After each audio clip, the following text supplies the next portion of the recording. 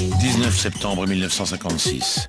Alors que la France se débat avec l'une de ses dernières colonies.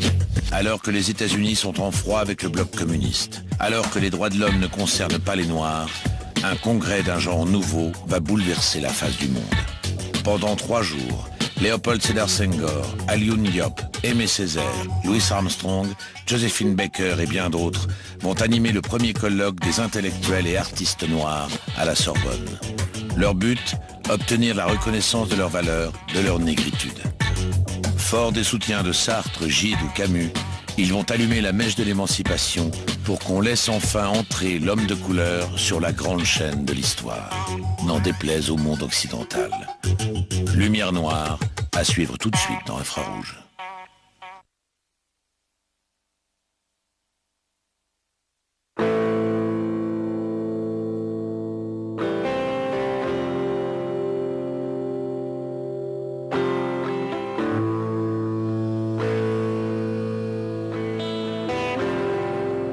L'âme écartelée entre l'Afrique, les Antilles et l'Amérique, j'avance tel un spectre dans un monde qui ne me reconnaît pas. Il passe à côté de moi sans me voir, indifférent à la réalité de mon existence. Depuis 3 siècles, je suis une ombre, mais l'heure est venue de réclamer ma part d'humanité, de retrouver enfin ma place dans l'ordre du visible.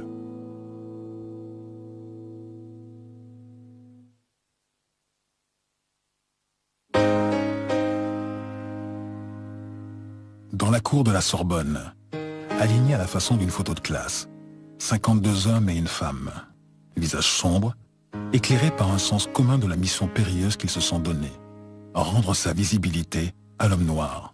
Tous sont écrivains, poètes, artistes, philosophes.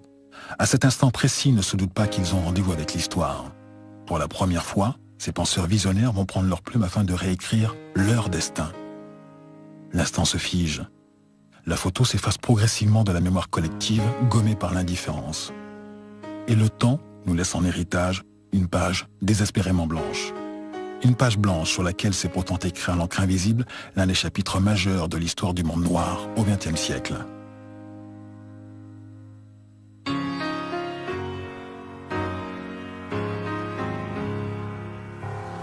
This is my story, this is my song. 1956. L'heure est venue de rompre avec ce monde où l'homme noir est invisible. La mondialisation se nomme encore colonisation, l'esclavage cache son nom et les droits de l'homme ne concernent pas l'homme noir.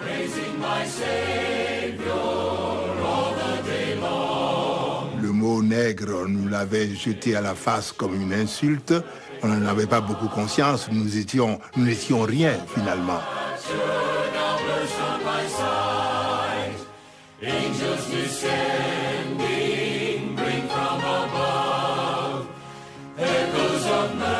On a présenté, en somme, la race noire, quoi.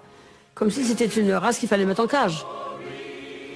Ah non, j'en ai mal, j'ai mal encore dans mon cœur quand je pense à ça. C'était très dur.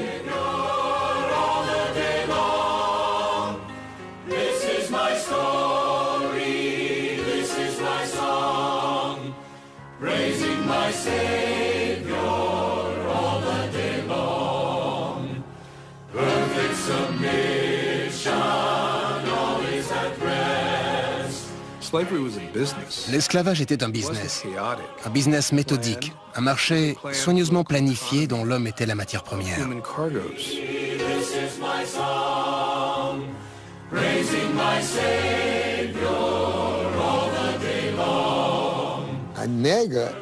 Le mot nègre décrit le noir comme un être primaire, ignorant et sans culture.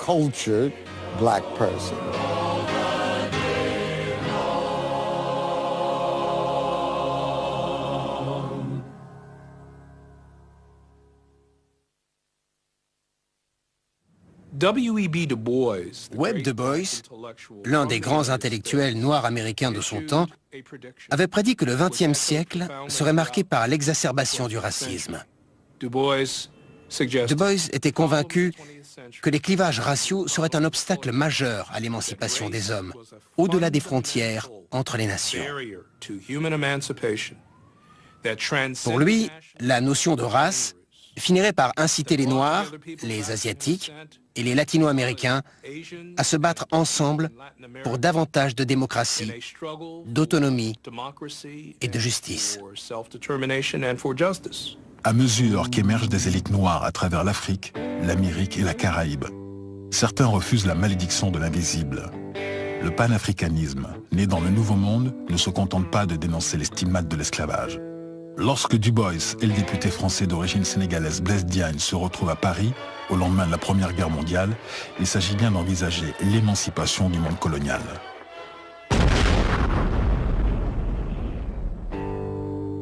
À la chute du nazisme, les Blancs ne peuvent plus dire aux Noirs « Vous êtes des sauvages ».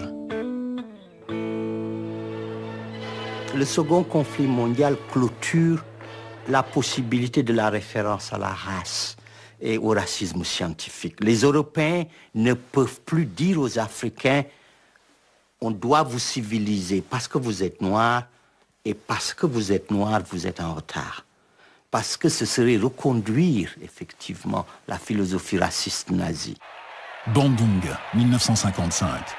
À l'initiative du Premier ministre indien Nehru et du président indonésien Sukarno, 29 pays de ce que l'on appelle désormais le tiers-monde se donnent rendez-vous sur l'île de Java. L'ambition des organisateurs de cette conférence est de penser une politique de coopération nouvelle, en marge de la logique coloniale.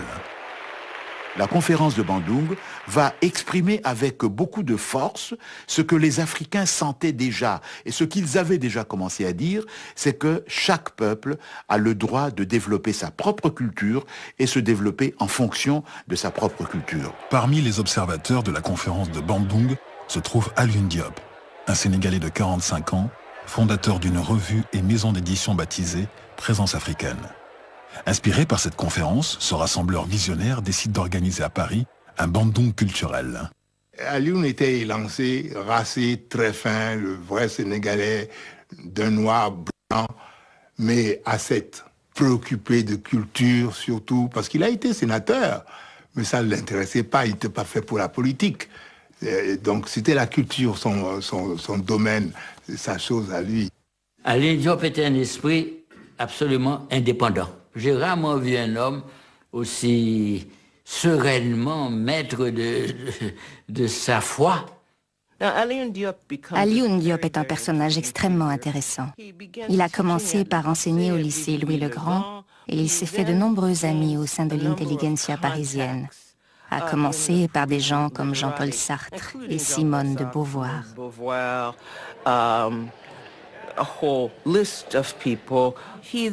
Alors il se dit, je vais rassembler toutes ces personnes. Il décide alors de créer la revue Présence africaine, avant de monter une maison d'édition qui porte le même nom. Et il a l'intelligence politique de mettre à profit ses contacts parmi les intellectuels français pour monter un comité de parrainage prestigieux. C'était un journal et un cri de ralliement.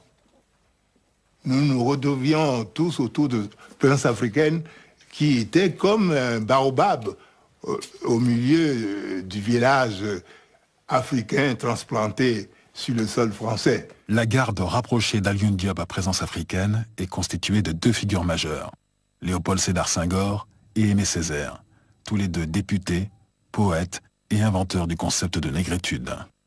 Césaire, c'est le volcan. C'est l'homme qui dit mon nom offensé, mon âge, l'âge de la pierre. Et c'est l'homme du discours sur le colonialisme. C'est l'homme du cahier du retour au pays natal, qui est notre Bible, qui demeure aujourd'hui encore notre Bible. La personnalité de Léopold Senghor est tout autre. Homme de consensus, esprit pragmatique, cet ancien secrétaire d'État est la personnalité noire la plus en vue du monde politique francophone. Il y avait une plus de distance, c'est-à-dire quand on s'adressait à Senghor, on s'adressait à une haute personnalité politique française. C'était une personnalité française pendant ce temps-là. Donc les rapports n'étaient pas fraternels comme avec Césaire ou avec Abbé Mananjara ou avec Alioune Diop. Il nous agaçait un peu son côté officiel, n'est-ce pas? Je ne dirais pas ami donné, mais ni pontifiant, il n'était pas pontifiant du tout, jamais, n'est-ce pas? Mais pour nous, c'était quelqu'un du gouvernement, quoi, du système. Diop, avec Senghor et Césaire, veut donner un retentissement international à la présence africaine. D'où l'idée de réunir à Paris les intellectuels noirs de la planète. L'équation est simple. Si l'homme noir est capable d'écrire, il sait penser. Et s'il pense, il existe. Plus que jamais, il est question de réintégrer l'ordre du visible. Nous sommes des déportés. Nous avons été transportés, exploités, humiliés, et bon, initiés à la civilisation européenne. Mais au point où nous en sommes, il faut faire le point. Où en sommes-nous? Qui suis-je? Et bien entendu, une fois que vous avez dit qui suis-je, la deuxième question se pose tout de suite. Que dois-je faire?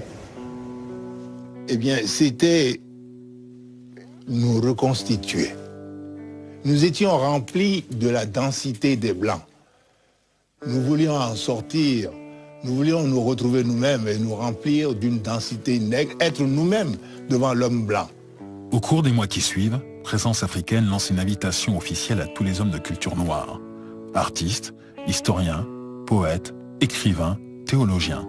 Pour la première fois dans l'histoire, les écrivains et artistes noirs vont prendre l'initiative de se rencontrer et d'apprécier leurs responsabilités spécifiques dans le monde.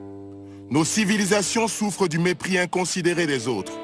Aujourd'hui, nous éprouvons plus que d'autres l'urgence de nous révéler au monde et d'abord de nous présenter les uns aux autres. Au bas de cette invitation officielle, on découvre les signatures de nombreux artistes et intellectuels noirs, parmi lesquels le romancier René Maran, prix Goncourt, le trompettiste Louis Armstrong ou la chanteuse Joséphine Baker. Mais cette caution artistique ne suffit pas à rassurer les pays occidentaux. En pleine guerre d'Algérie, le gouvernement français s'inquiète des positions prises par Aimé Césaire dans son essai subversif « Discours sur le colonialisme ». Et en pleine guerre froide, l'Amérique s'alarme de l'émergence des idées marxistes en Afrique et aux Antilles. Les puissances occidentales prennent conscience que le monde est en profonde mutation. On avait peur que, à cette époque, la France et l'Amérique ou d'autres pays interviennent et fassent échouer cette grande rencontre. Donc nous étions tous très préoccupés. En 1956, on sent déjà les premières secousses du changement. À l'Est, les premiers bruits de bottes se font entendre en Hongrie, à quelques semaines de l'entrée des chars soviétiques à Budapest. De l'autre côté de l'Atlantique, le vieux Sud refuse de remettre en cause le principe de la ségrégation, et c'est toute l'Amérique noire qui s'embrase. Dans le même temps, la vieille Europe se débat avec ses colonies. Si le Maroc et la Tunisie ont accédé à l'indépendance, en Algérie, la France refuse de remettre en cause sa tutelle, et le pays s'enfonce dans la guerre. Le moment est clairement venu pour le tiers-monde de faire entendre sa voix. L'Égypte du président Nasser fait valoir sa souveraineté en nationalisant le canal de Suez, et un bras de fer s'engage avec l'Angleterre et la France. À travers l'Afrique noire encore massivement colonisée, cette ébullition vient renforcer la volonté des peuples de réclamer leur autonomie. Dans ce contexte explosif, le Congrès peut être perçu comme une menace. Alioune Diop a bien compris le danger. Aimé Césaire est alors chargé de mobiliser le soutien de personnalités indiscutables, comme Jean-Paul Sartre, Emmanuel Mounier, André Gide, Albert Camus, les ethnologues Théodore Monod, Claude Lévi-Strauss et Michel Leiris. Sans oublier Picasso, qui signe l'affiche du Congrès en dessinant le profil de l'homme noir universel. Toutes ces personnalités nous ont soutenus sans jamais intervenir, mais ils étaient là pour nous soutenir. Les réponses à l'invitation de Présence africaine commencent à affluer et l'enthousiasme se répand autour d'Alioune Diop. Il reste cependant des problèmes à résoudre. La composition des délégations représentant l'Afrique, l'Amérique et les Antilles, et surtout l'accord des autorités. Le gouvernement français à l'époque ne voit pas le Congrès d'un bon œil, et d'autant plus que le Congrès est soutenu par des gens comme Sartre, Mounier, Gide, et qui sont déjà des gens suspects pour le gouvernement français. Et c'est un peu au dernier moment que nous avons eu l'autorisation de tenir le Congrès à la Sorbonne à l'amphithéâtre Descartes. Sans en mesurer les conséquences, le gouvernement français laisse le Congrès s'installer dans un lieu hautement chargé en symboles, l'amphithéâtre Descartes. Ce temple de la pensée occidentale avait été choisi par la veuve du président Roosevelt en 1948 pour défendre la Déclaration universelle des droits de l'homme. En outre, la Sorbonne est le cœur vivant du quartier latin qui accueille la génération montante des étudiants noirs. Paris est le lieu privilégié, parce que en fait, les Africains francophones ont un espace qui est un espace, si vous voulez, je mettrais ça entre guillemets, plus universel que l'espace anglophone qui est plus étriqué idéologiquement. Mais c'est aussi un espace qui arrive à accommoder la différence. Et la dernière chose qui fait de Paris le centre, c'est qu'il y a ce que Fabre appelle une rive noire, avec ces Noirs américains qui se sont installés.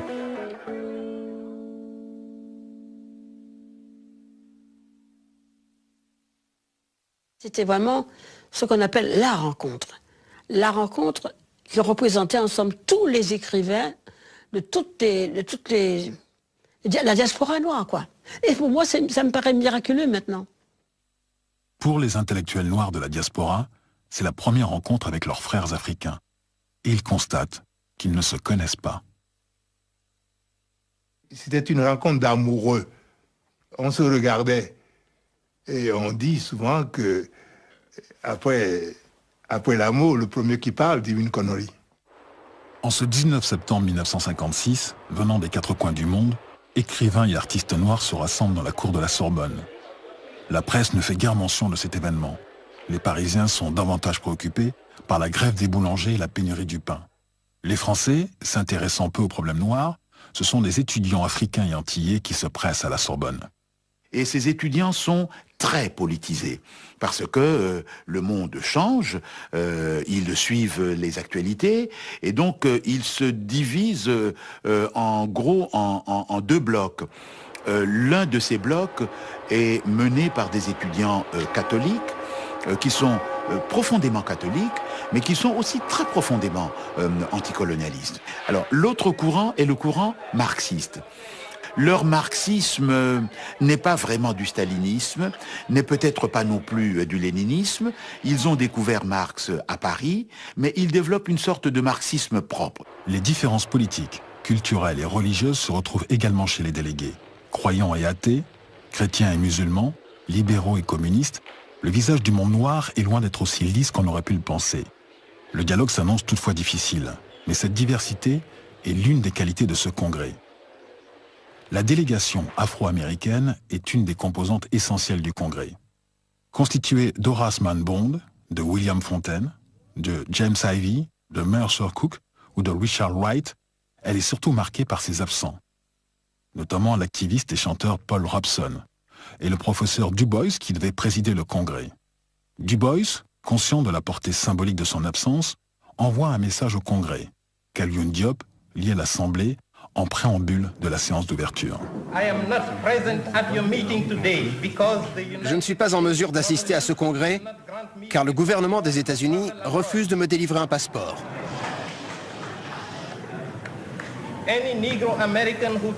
Tout citoyen noir américain désireux de se rendre à l'étranger aujourd'hui n'a plus le droit d'évoquer les problèmes raciaux aux États-Unis. Et il doit avoir un discours conforme aux idées que le département d'État voudrait imposer au reste du monde.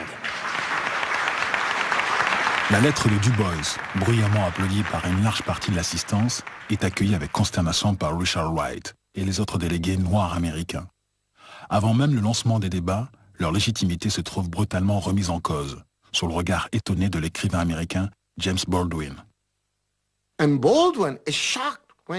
Baldwin n'en revient pas. Il considère que Du Bois a complètement décrédibilisé les délégués afro-américains au risque de faire croire aux autres participants au Congrès qu'il s'agit d'agents à la solde du gouvernement américain. Le problème, c'est que c'était vrai. Parce que tous les délégués noirs américains, sans exception, entretenaient des rapports plus ou moins proches avec le pouvoir américain de l'époque. La délégation afro-américaine était pour le moins curieuse. Même pour l'époque, il s'agissait de personnalités centristes, voire conservatrices, qui représentaient très mal l'Amérique noire du milieu des années 50.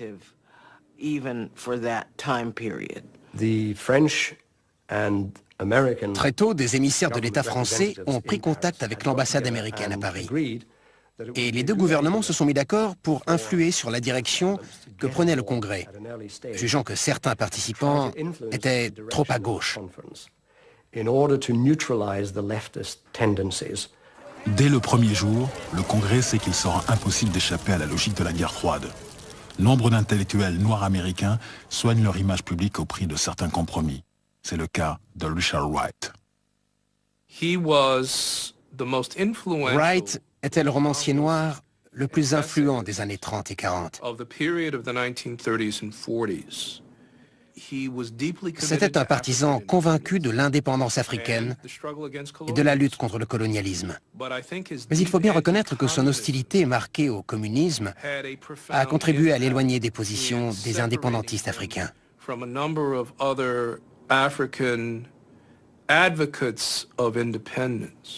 Violemment anticommuniste depuis son départ du PC américain, Wright a joué les délateurs auprès de son ambassade à la veille du Congrès, afin d'empêcher la venue à Paris du Dr Du Bois et de Paul Robeson, les deux principales figures de la gauche afro-américaine. Wright était extrêmement perturbé à cette époque de sa vie.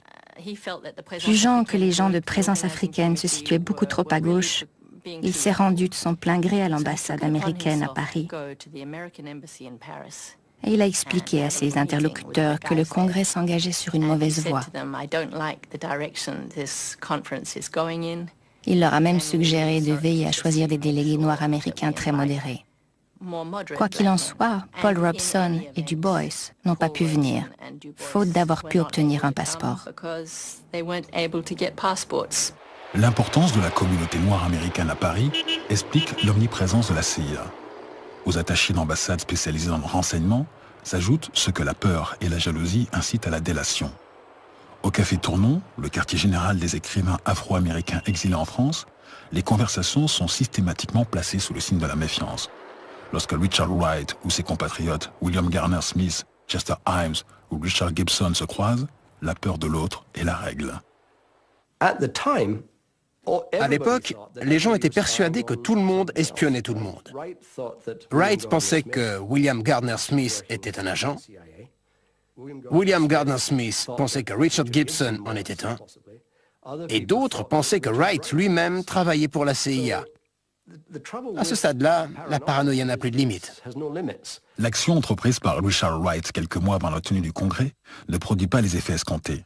Loin de rassurer l'administration Eisenhower, l'intervention de Wright attire l'attention de l'ambassade sur les dangers potentiels d'une réunion d'intellectuels aux idées subversives.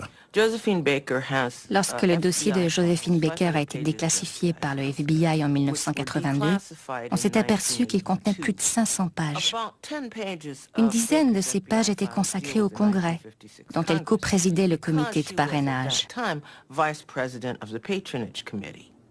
En les lisant, on découvre des phrases du genre « Baker, Alioune Diop et les autres sont de dangereux gauchistes dont il faut se méfier. »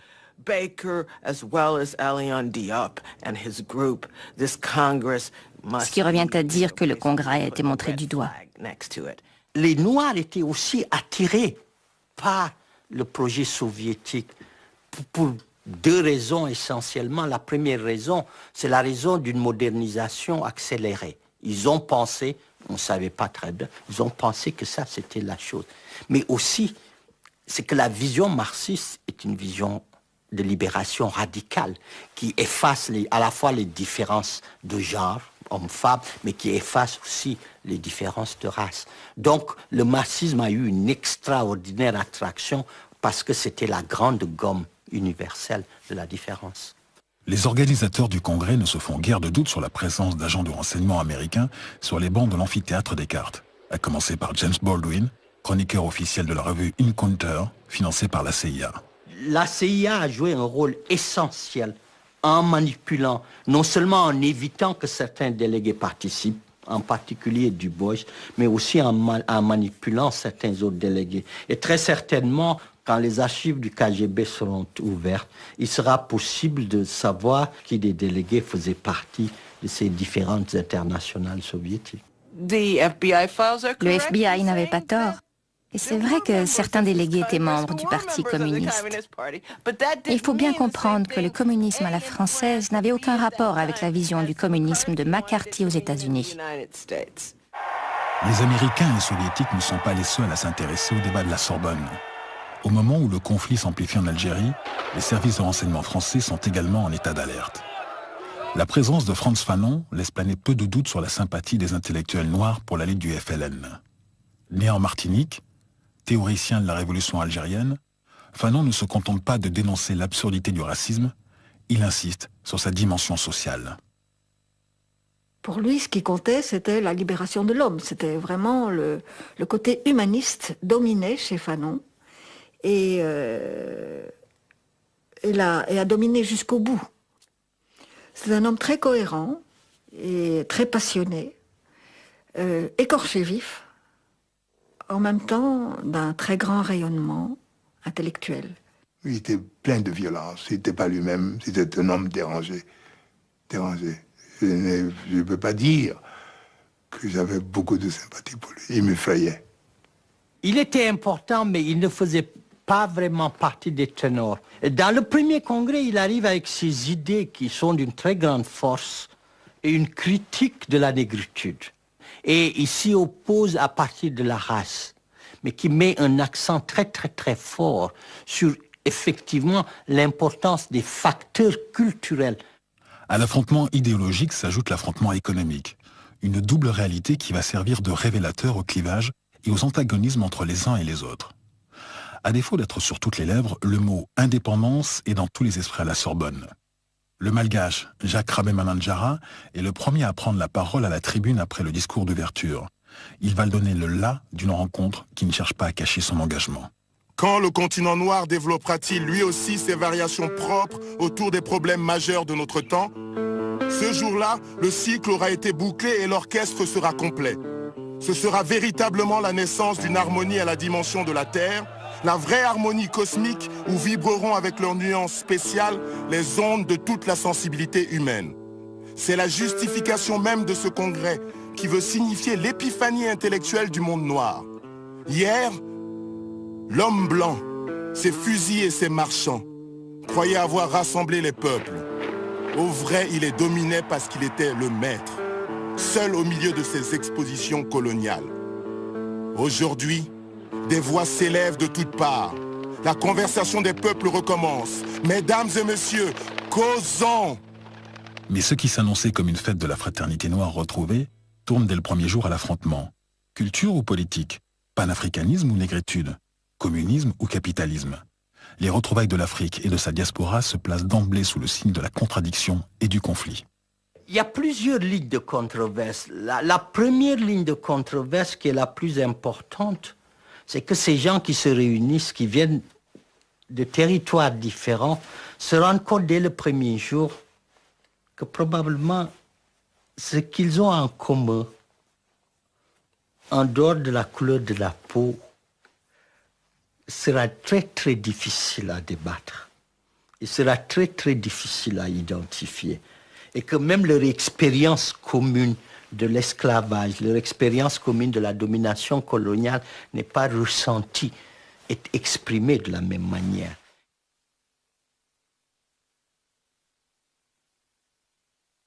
Les cultures respectives des colonisateurs cristallisent les différends entre délégués. Les Noirs américains, modelés par le pragmatisme anglo-saxon, refusent de souscrire à la théorie de la négritude, fortement imprégnée de culture française. La négritude, c'est l'ensemble des valeurs du monde noir, ce qui est la définition classique senghorienne. J'ai découvert mon identité en rencontrant Senghor. Et ce que Césaire veut dire là, et c'est peut-être l'essence de la négritude, c'est-à-dire comprendre le monde noir, c'est la possibilité pour les Noirs de la diaspora de se créer une identité. C'est-à-dire que donc le retour imaginaire ou réel à l'Afrique fonde l'identité de tous les Noirs. L'Afrique est le véritable lieu de mémoire des Noirs. Et c'est la valorisation de quelque chose qui a été dévalorisé.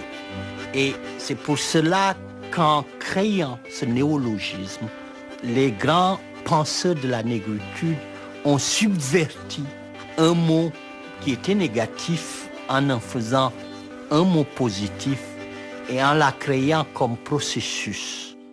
La délégation américaine ne comprend pas la nécessité de ce processus, et un fossé d'incompréhension se creuse entre Afro-Américains et Africains. Du point de vue de Senghor, le congrès de la Sorbonne est prioritairement celui de la négritude. Ce concept, créé par Senghor et Césaire avec Léon Gontran Damas dès la fin des années 30, est une réaction à l'arrogance et au paternalisme auxquels étaient quotidiennement confrontés les Noirs. Ça me rappelle au quartier latin, on passe, hé, toi le nègre. Ben, qu'est-ce que vous répondez? Ben, on n'a pas dit non. Le nègre? Ah ben le nègre t'emmerde, c'est tout. Pour moi, quand on disait nègre, c'était l'affirmation d'une identité. Ils ont choisi le mot nègre par provocation. Pour eux, c'était une façon de dire « tant pis ». Vous nous voyez comme ça? Eh bien, on va vous montrer que nous sommes bien plus que ça.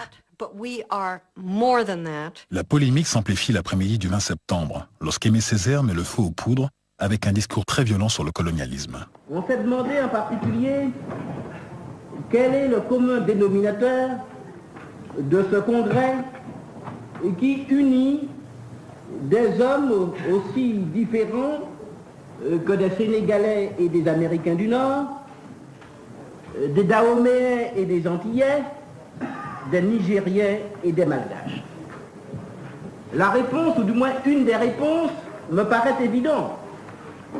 Ce commun dénominateur, c'est la situation coloniale.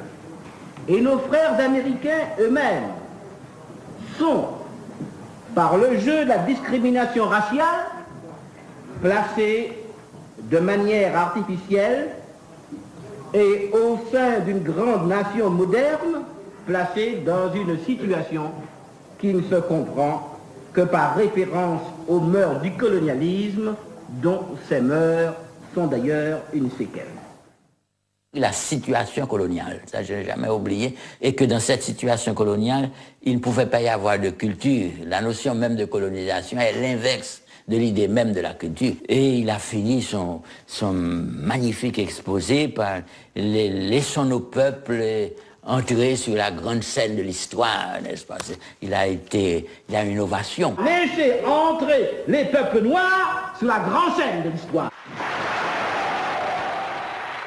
Le ton révolutionnaire de Césaire, tout comme son insistance à classer les Afro-Américains dans la caste des colonisés, choque profondément la délégation américaine, et surtout Richard Wright.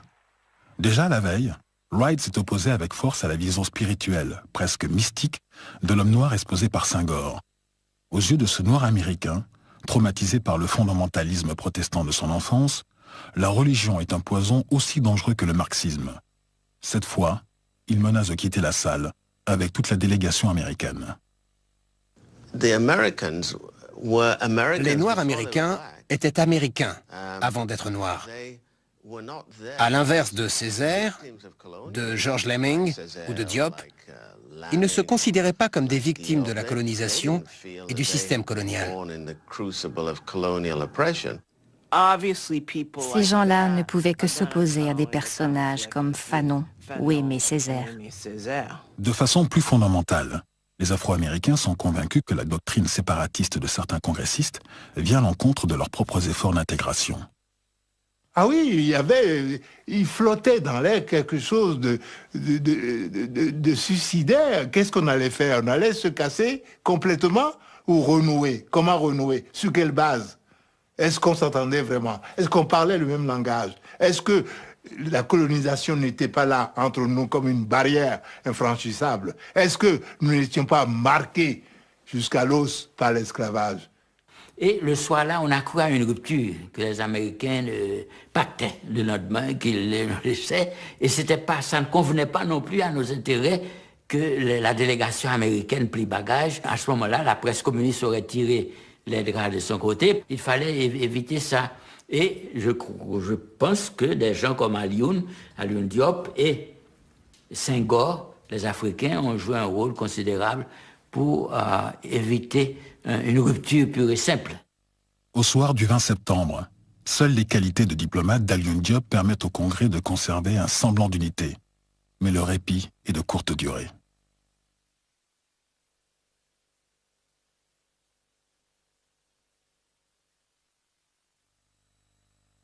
En conclusion des débats, Richard Wright décide de jouer jusqu'au bout la partition de la différence et prononce une allocution en décalage complet avec les attentes de son auditoire. Le discours de Richard Wright au Congrès était incroyablement confus. Il a expliqué à tous les Africains qui se trouvaient là que l'Occident avait contribué à la libération de l'Afrique. Et tout le monde s'est demandé quelle mouche l'avait piqué. Wright était aux antipodes de tous ces gens qui voulaient réhabiliter les cultes africains. Il avait beau être noir, c'était un pur produit de la culture occidentale. Dans son allocution, il dit clairement « Ça va peut-être vous surprendre, mais en dépit de certains aspects négatifs, la colonisation a beaucoup apporté à l'Afrique, en lui permettant de se débarrasser de tout ce charabia culturel qui est le sien. Pour lui, les Africains étaient bien trop tournés vers leur tradition tribale. Ils accordaient trop d'importance à leur culte. Les gens qui se trouvaient là n'en croyaient pas leurs oreilles. Au terme de 3 jours de débats animés, le Congrès s'efforce d'afficher un visage uni à l'heure du bilan. La mission première d'Alioune Diop est remplie. En dressant l'inventaire culturel de ses diverses composantes, le monde noir réintègre enfin l'ordre du visible. La résolution finale, accouchée dans la douleur au terme de longues palabres, ne proclame pas autre chose. Notre Congrès invite tous les intellectuels noirs et tous les hommes épris de justice à lutter pour la création des conditions concrètes de la renaissance et de l'épanouissement des cultures nègres, de réhabiliter et développer ces cultures afin de favoriser leur intégration à l'ensemble de la culture humaine. Nous, écrivains et artistes noirs, proclamons notre fraternité envers tous les autres hommes et attendons d'eux qu'ils manifestent envers nos peuples la même fraternité. Lorsque les délégués se séparent dans l'après-midi, Alioune Diop insiste sur cet esprit de consensus. La décolonisation est un sujet sensible et il est essentiel de ne pas effaroucher l'opinion publique, informée de l'événement par une presse hésitant entre hostilité et paternalisme. Les débats se sont déroulés dans cette langue française que nous avons apprise à ces hommes, tirés par nos soins de leur ignorance millénaire. Sans les Blancs, il ne resterait que peu de choses du passé de l'Afrique. Était-il opportun, au moment où la France entreprend enfin de donner un régime de coopération juste et raisonnable, de revenir sur les problèmes de la colonisation?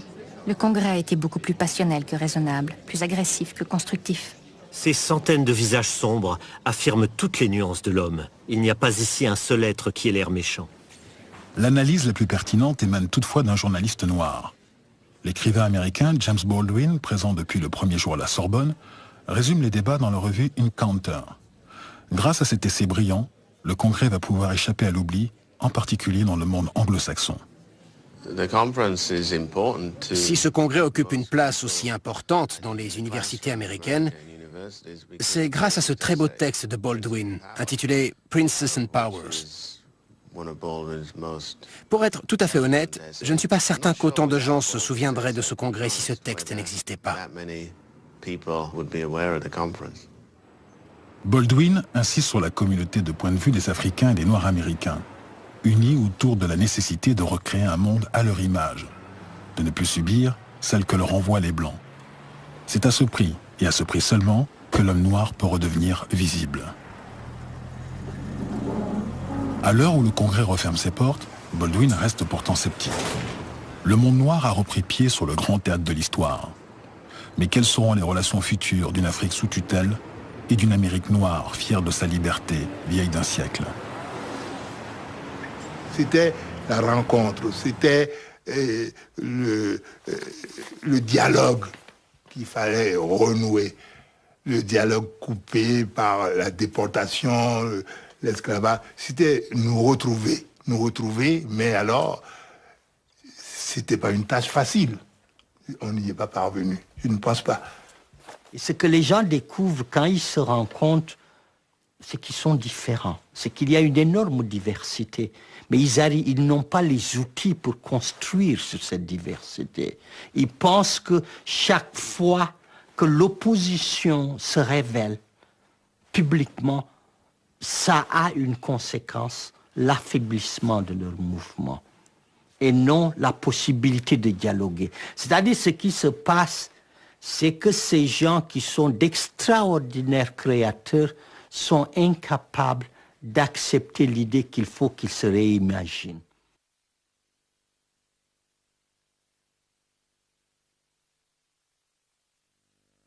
Les délégués sont divisés, mais il existe une famille noire au lendemain de ces retrouvailles. Le mérite du Congrès ne s'arrête pas là. Alioune Diop a veillé à lui donner une suite. Et lorsque les délégués se retrouvent à Rome en 1959, c'est pour envisager les conditions de l'émancipation africaine.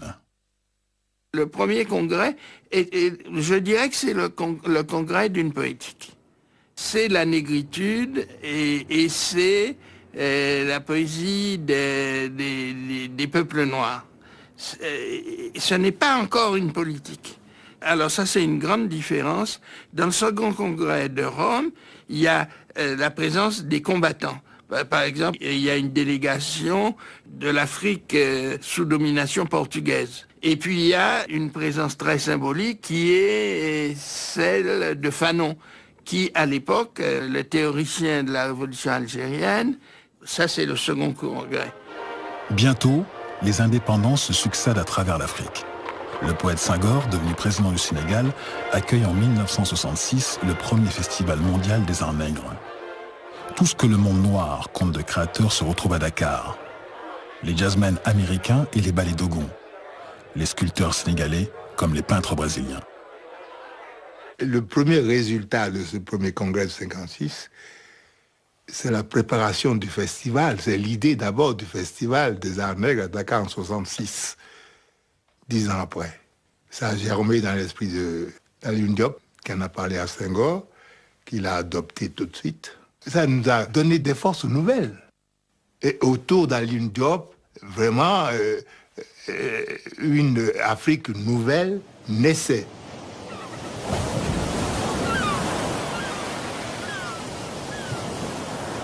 Et en avril, il souffle à Dakar un vent qui vient de la Mauritanie. Et on appelle ça l'harmattan, qui vous fendit les lèvres le matin. Et ce matin d'avril à Dakar était d'une douceur. Le soleil ne tapait pas, ne cognait pas. Le soleil devenait poète, participait à ces retrouvailles timidement. C'est beaucoup plus tard qu'il atteignait le zénith.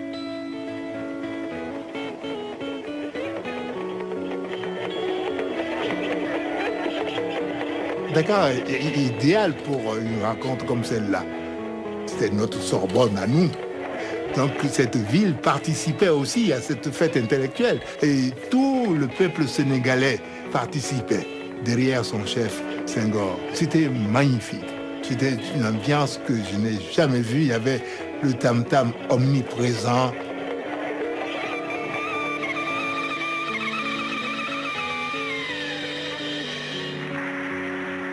Et le discours inaugural de Malraux, qui disait que c'est la première fois qu'il voyait un chef d'État prendre en main le destin culturel d'un pays. C'est magnifique, c'est magnifique, nous étions émus. L'un des moments forts du festival de Dakar est la visite de Gorée, l'île d'où sont partis des millions d'esclaves pour un voyage sans retour. Damas qui disait à Senghor, mais tu crois qu'ils vont pas te casser la gueule, les Noirs américains, quand ils verront Gorée? Non, pas du tout, pas du tout. C'est le retour, c'est le retour. Les délégués américains et antillais revivent avec émotion la réalité de l'esclavage. Un sujet officiellement absent des débats de 1956, pourtant présent dans tous les esprits. Un demi-siècle plus tard, la question de l'esclavage persiste, mais elle n'est plus taboue.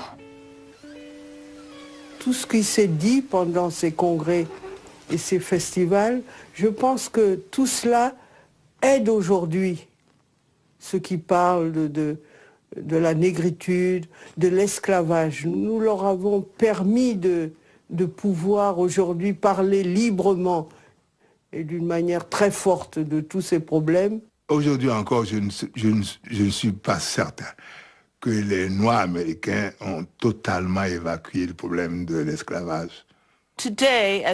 Aujourd'hui, vous le savez, il y a un grand débat aux États-Unis, comme en Afrique, sur le problème des réparations. Il y en a même à l'intérieur des États-Unis il y a quelques années, mais nous, on n'aime pas ça en Afrique du tout, qui réclament réparation comme certains peuples ont pu obtenir des réparations. Maintenant, le débat sur les réparations se complique du fait des positions africaines. Les pays africains réclament des réparations pour les esclaves qu'on leur a volés, et dans le même temps, les Afro-Américains réclament des réparations aux pays d'Afrique qui les ont vendus aux marchands d'esclaves. Mais le sang humain, et les tribulations du sang, ça ne se monnaie pas. Les différents congrès ne se sont pas contentés de libérer la parole sur la question de l'esclavage. Les délégués ont volontairement refusé de s'inscrire dans le sectarisme.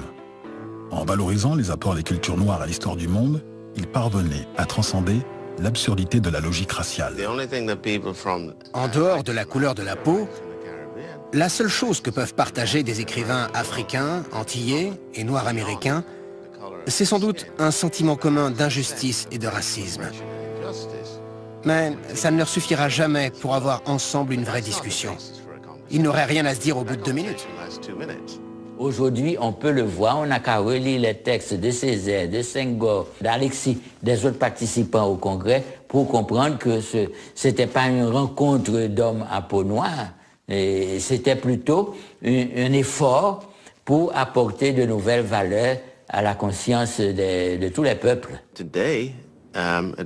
Aujourd'hui, à l'aube du XXIe siècle, je doute que vous puissiez trouver quelqu'un dans le monde noir, écrivain ou autre, susceptible de se définir uniquement par rapport à des critères d'identité raciale.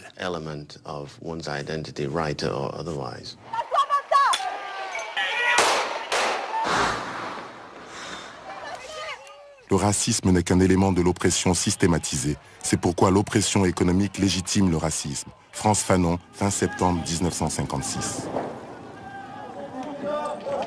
Ceux qui ont compris l'initiative de ces jacqueries juvéniles dans les banlieues de Paris, je n'ai pas l'impression qu'ils ont été de bons lecteurs de Senghor, de bons lecteurs de Césaire, ou de Fanon, ou des autres participants à ce congrès, parce que quand ce congrès a eu lieu, après 10 ans d'activité intellectuelle sur la scène parisienne de la revue Présence africaine, on avait le sentiment d'avoir transcendé la question raciale.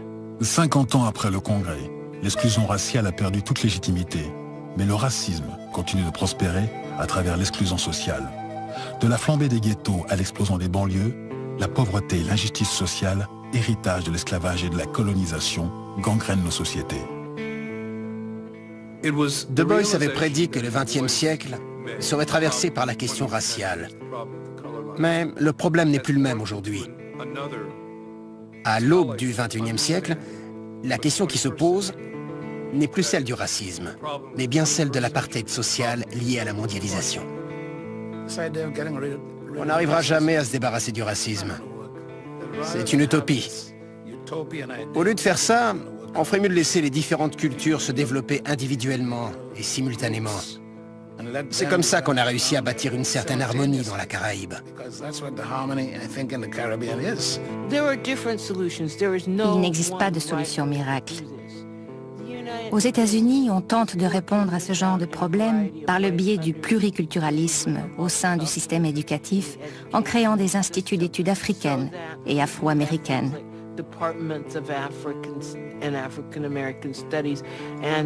C'est une solution qui permet aux étudiants d'aborder l'histoire des différentes cultures de manière formelle. Une autre solution se dessine de façon plus spontanée autour des cultures populaires. Je pense au hip-hop, au rap, à ce genre de choses. C'est un moyen de faire passer des messages positifs en aidant les gens à mieux connaître et à mieux comprendre leurs origines. Ce qui fait qu'aujourd'hui, par exemple, les sociétés qui sont des sociétés qui revendiquent le multiculturalisme sont des sociétés qui tentent d'ouvrir la citoyenneté à la différence. La diversité devient l'élément central et non l'idée d'assimiler. C'est-à-dire on devient Canadien en entrant dans la société canadienne, mais là on devient Canadien en apportant sa pierre. Donc ce sont des identités qui sont formées de fragments. Il faut accepter les fragments. L'obstacle, sur le chemin du pluriculturalisme, reste l'intolérance, un mal auquel n'échappe aucune communauté. Admettre de un ou de l'autre côté, ou des milliers de côtés possibles, que je peux changer en échangeant avec l'autre sans me perdre ni me dénaturer. Tant qu'on ne l'aura pas réalisé, toutes les solutions sociales, politiques, etc., seront fragiles et temporaires. Le vieux démon de l'exclusion de l'autre reviendra toujours et motivera toujours des génocides, des massacres, des holocaustes, etc., etc. La force du témoignage et du legs de tous les participants au Congrès, c'est qu'ils nous posent des questions en 1956 auxquelles nous n'avons toujours pas répondu en 2006. Ils posent des questions à la société française, qui, si la société française avait pris le temps de les écouter, il est probable que les jeunes qui aujourd'hui se révoltent ne seraient pas dans la situation et dans l'état dans lequel ils sont aujourd'hui. Ils auraient des modèles, ils auraient des héritages auxquels ils pourraient se référer et qui probablement les structureraient et les tranquilliseraient. En fait, qu'on raconte l'histoire de tout le monde en même temps, quoi. Qu'on raconte pas seulement une histoire parmi les autres. La décolonisation a triomphé, mais maintenant, où en sommes-nous? C'est bien de détruire la colonisation, mais il faut maintenant faire autre chose. Bâtir un monde nouveau.